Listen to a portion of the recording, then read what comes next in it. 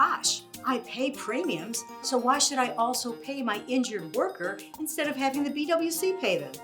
Stay tuned to find out.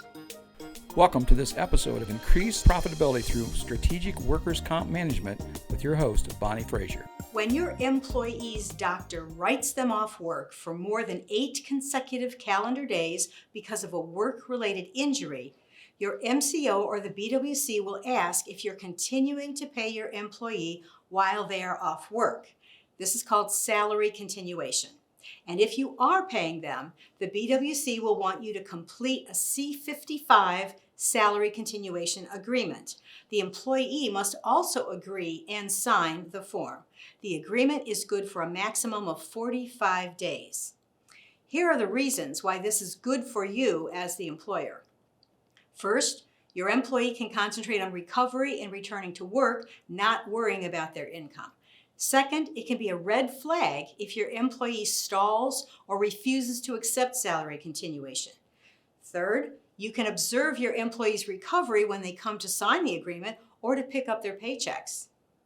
And last but not least, it will lower your premiums. You see, your experience modifier, the EM, is a ratio between the size of your payroll and the claim costs. The claim costs include medical costs paid to the providers and compensation paid to the injured worker.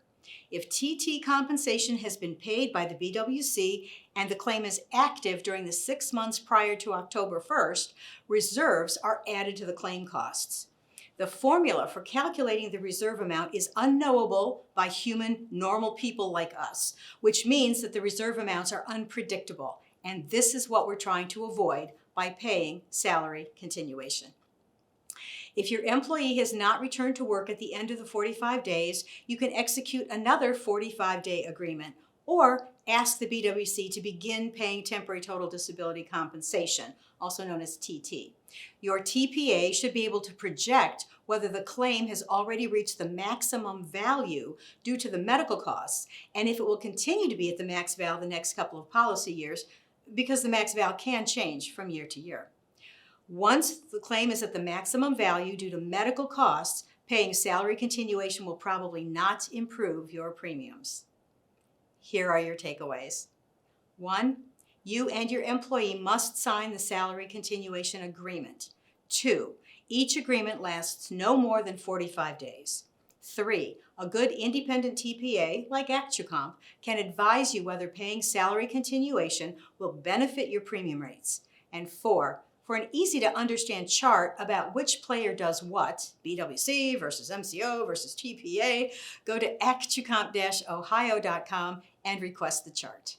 So, call 440-933-6601 to start a conversation about how to get the workers' comp monkey off your back. Thanks for watching Increased Profitability Through Strategic Workers' Comp Management with Bonnie Fraser. For more information, visit ActuComp-Ohio.com.